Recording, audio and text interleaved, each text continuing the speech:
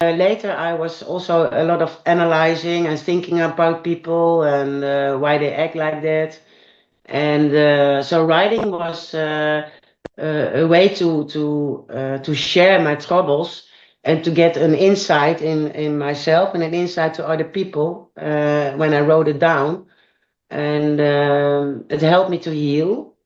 And yeah, so and then later I started to write short stories because well, I have, by example, I have a nickname, and my nickname is in Dutch Kaartje Pech, which means sort of Miss Murphy. I always have bad luck, Carla bad luck, and I start writing about that. So and then in a humorous way, because humorous always helps you to relativate problems. So people were comment like, actually, it's really shitty and sad, but I have to read it with a smile. And that's how I cope with problems in life, you know? I try to, yeah, to cope with it in that way, you know, yeah, to make an anecdote of it.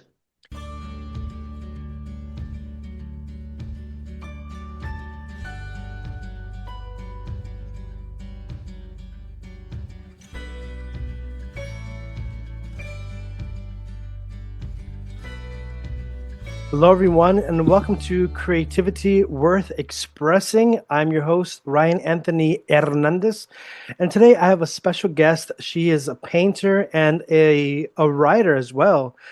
Please welcome to the podcast our beloved guest, Artica the painter, coming all the way from beautiful Amsterdam. Artica, welcome to the podcast. How are you doing today? Thank you so much. I'm doing fine. Thank you for having me. It's a pleasure to have you on. And I was going through your Instagram, going through your website, and I love your painting. And before we even get started, there's a painting behind you. Can you share with us what the painting is all about? It's a portrait of a classic lady. It's more like from the 30s, and she wants to look a little bit happy. She likes flowers, so she is the lady in France, and yeah, that's the story behind it. And yeah, you saw it on Instagram, maybe. Yes, I saw Yeah, in Instagram. You have a lot of other paintings there. But something yeah. that I like to do on the podcast is to go through the journey of each guest. So for you, Artica, when did you start your creative journey? Well, as I can remember, when I was a child, when I can hold a pencil, I was already drawing all the time.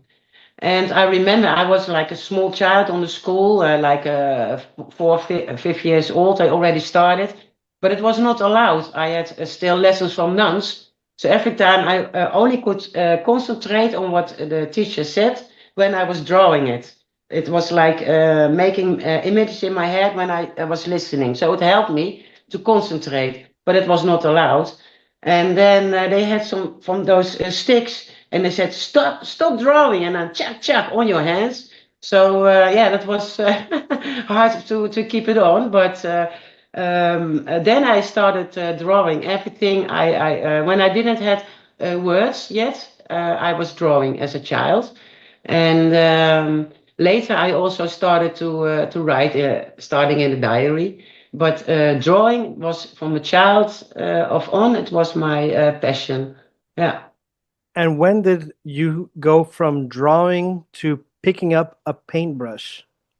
I think I was already in Amsterdam because then I had more space to make paintings. And then I was working in a hotel, and they were lots of things about art over there. It was the first art hotel in the Netherlands and in Europe. And then I started thinking, well, I want to exhibit it also. So I started to painting on bigger canvas. And then I started, oh, that's nice. So my canvas became bigger and bigger. But now I'm back to like 1 meter with 120 because people don't have a lot of room in the home for big paintings. But yeah, then it was in 1995. Yeah. And did you go? I know when you were young at school, it was not allowed to do drawings. You would get the nuns or whoever to say stop, stop. But you kept going. You said, "The hell with that! I'm gonna keep drawing." Um, Yes, yes. did you go to a special school to learn how like the techniques on drawing or painting, or is this all self-taught? No, it's autodidact. Um, I always liked it to create things, but I've never went to school. I never learned how to mix colors, nothing. I just tried things and then I think, oh, that looks nice. So yeah, during the years, I developed my own style. It's more cartoonesque because humor is a thing to relativate and everything and to lighten up a little bit. So that's why I chosen for a little bit of a cartoon style and bright colors and a little bit fun. So yeah. How many years have you been painting for? Oh, I'm 59 at the moment. So I started when I was 5. Oh my goodness. Oh my goodness. I'm a half century, like a half century yeah, ago. Holy moly. Oh, I just really realized, like I always said, well, if I'm going to be 80 or 85, I'm fine with that. Mhm. But that's over 25 summers. Oh Mhm. my goodness. No. But the beautiful thing is that you continue to paint. You're still doing Yeah. your art. In your art, do you have a common theme? Yeah, it's mostly portraits and um, and then like fantasy portraits. So the colors always say like, what's it about? Today I just finished like an ice queen with ice colors, etc. But so it also can be depending on the season. But also a lot of portraits I make because I meet people, and then in some way they make an impression on me. But then it looks like I see the inside. Mm. So I make a portrait of their inside. So if they're a cheerful person or a sad person or a strong person or a person with a story. Like I made a painting of. I was a long time. I was a nurse, and there was a patient. He came in, and he had taken mushrooms. So I made a portrait of him from how he felt. That was really funny. Yeah. So the way he told me like what he was seeing, how he was feeling, that's the way I painted him. So that's an example how I get inspired by people. Well, and do you ever do self-portraits? No, not that. Yeah, sometimes people say, "Ah, is that you?" But not really. No. And before you start painting, do you have any like, how do you warm up? How do you prepare before you start putting paint on the canvas? Well, it depends. Sometimes I have inspired. I'm inspired right away. Then I know this kind of colors I want to use, and and then I don't know what to make. And sometimes I exactly know what figure I want to make, but sometimes it takes weeks. Then I'm thinking, and I'm thinking like I want to make this, but I have no idea what can I make from it, or must it be more funny, or so the thinking. It depends. Sometimes I have it right away, like boom, I wake up and I think, yeah, that's what I'm gonna make. And sometimes it's just is in the process. Sometimes I start with completely something else, and then I think, no, no, no, no, this is not the thing I want to do, and then I start all over again.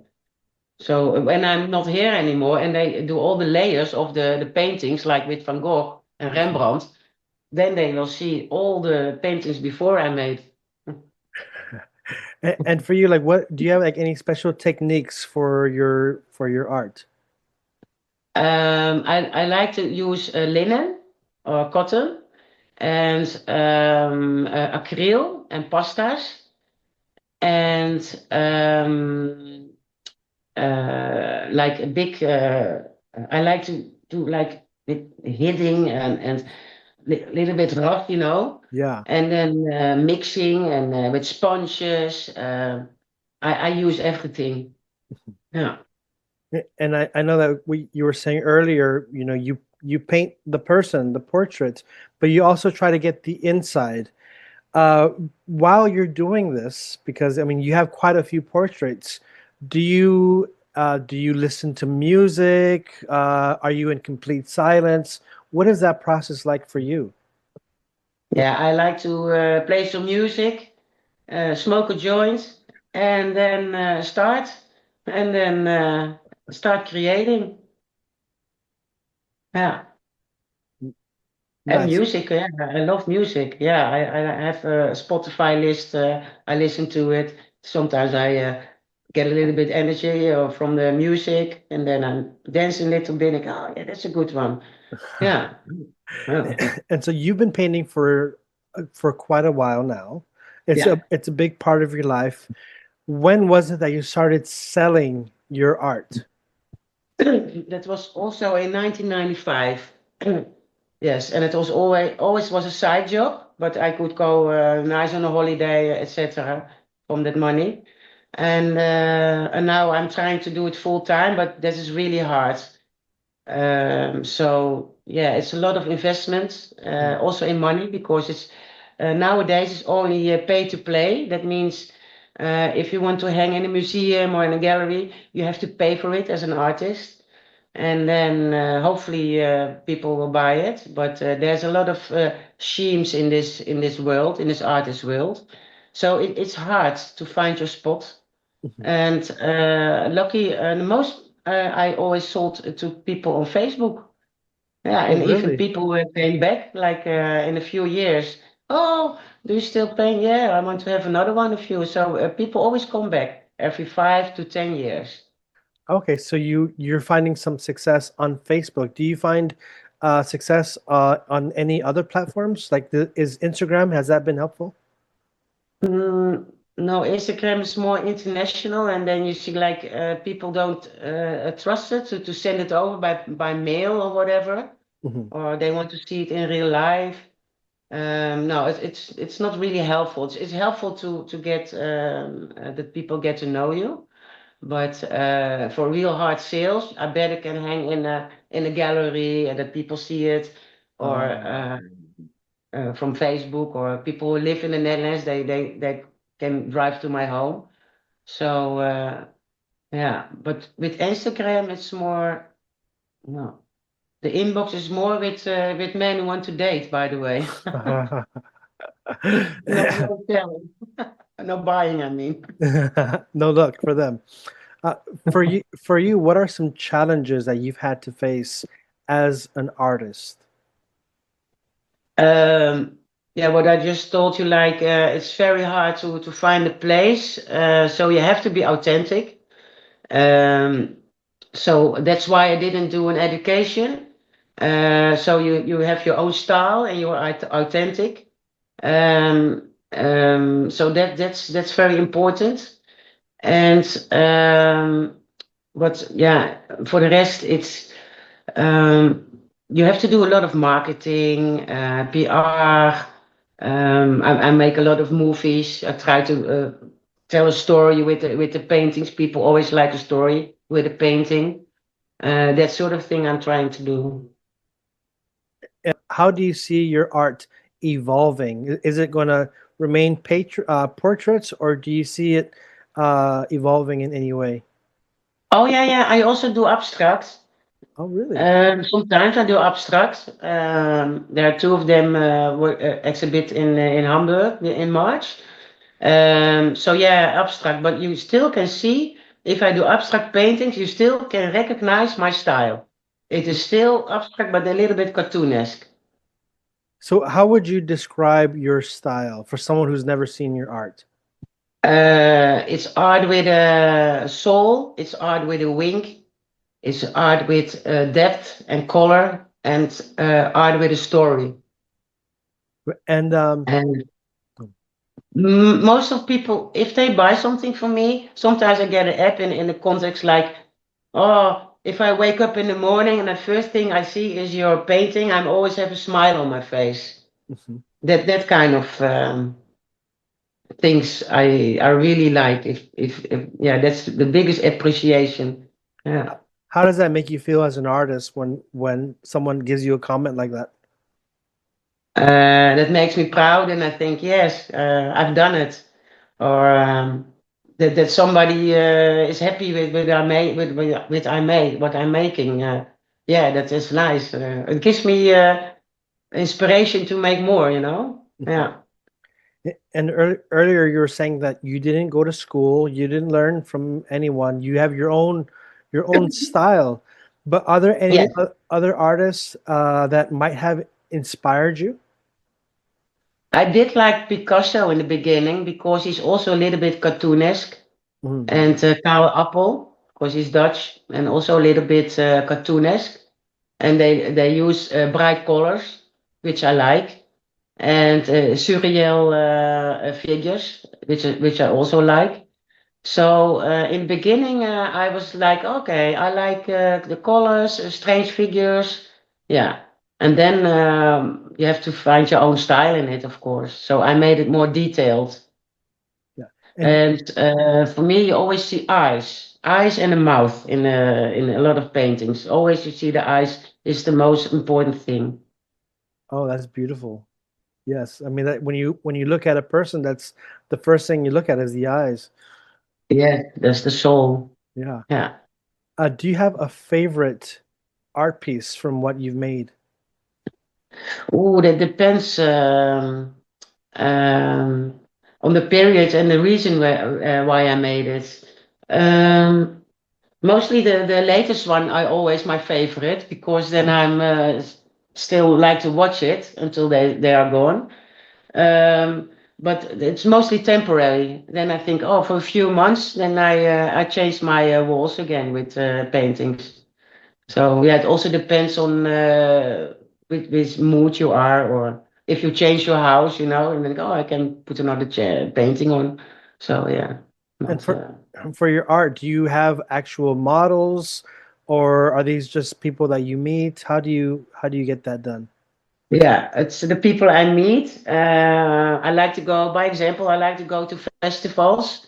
A lot of festivals here in Amsterdam, there are people are really dressed up, like fairy tale figures and whatever. So that's a really inspiration.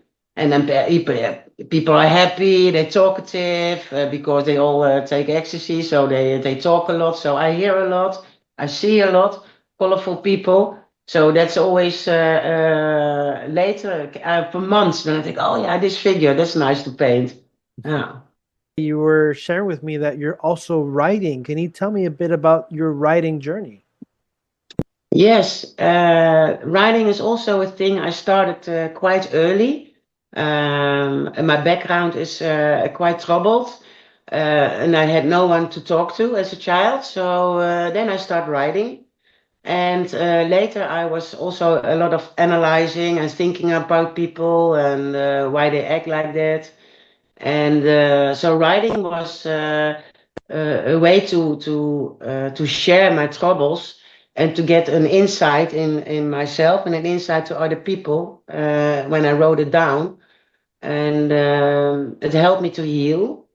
And yeah, so and then later I started to write short stories because well, I have, by example, I have a nickname, and my nickname is in Dutch Kaartje Pech, which means sort of Miss Murphy. I always have bad luck, Carla bad luck, and I start writing about that.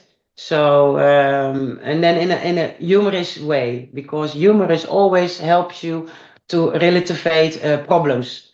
So people were comment like. Actually, it's really shitty and sad, but I have to read it with a smile. And that's how I cope with problems in life, you know?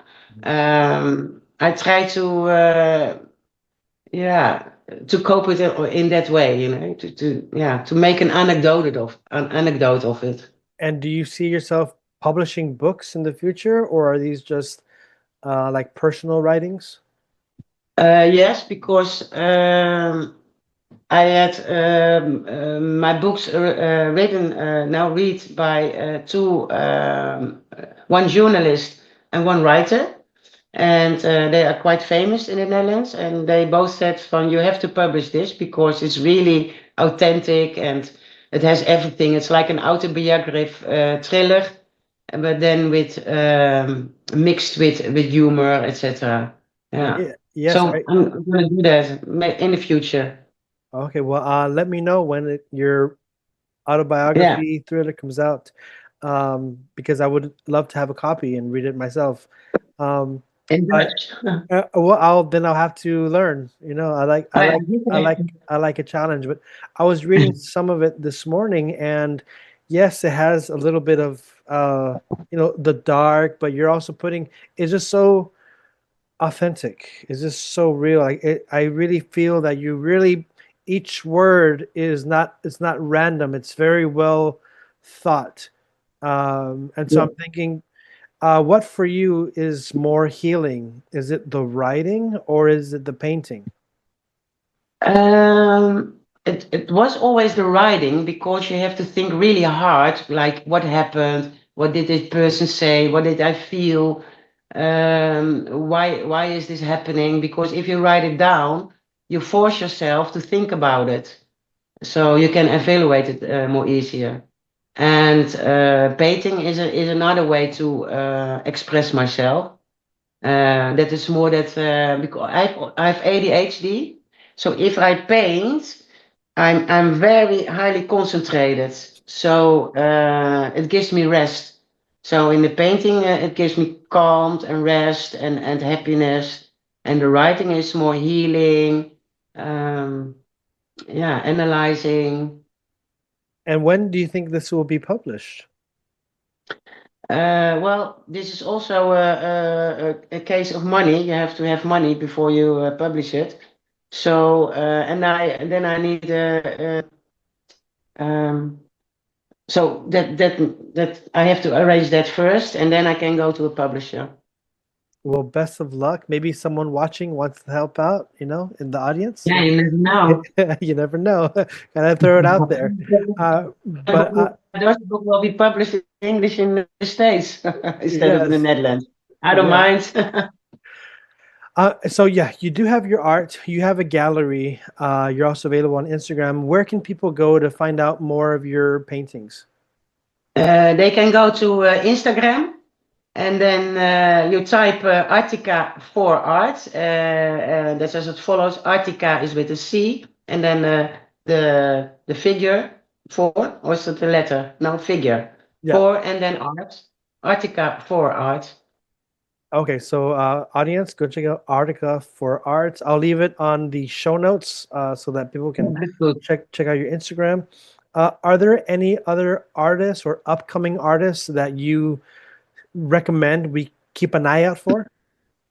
Um, Well, she's not really an artist, but I think I know somebody because she is doing recycling of inside cycle tires, and she makes bags of it.